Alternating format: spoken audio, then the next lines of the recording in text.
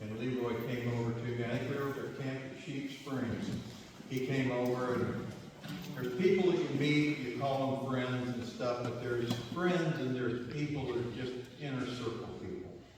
And Leroy was one of those people, just right off the bat. And I saw Leroy when they were doing really good, and I saw him when they were really down, and he just stayed constant. He was always Leroy, always had a laugh, always just Leroy, just so good. And I'd been playing a little bit of music, and I was looking for a D28 guitar, which is what this is, D28 Martin. And Leroy was, I think you guys were in the landscape business then, and he had a bunch of instruments and good stuff that I couldn't afford. And I told him, I said, well, I'd really like to have a D28.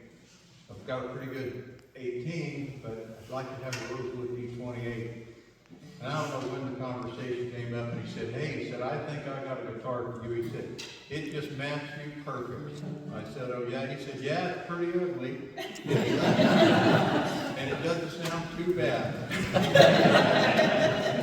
Truth was never spoken. And then he laughed just like Kenny.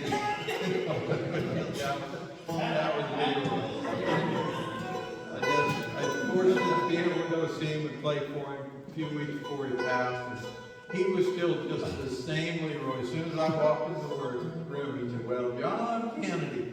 And just, you know, he just, like I say, he was one of those inner circle guys that he was honest and just loyal, good friend.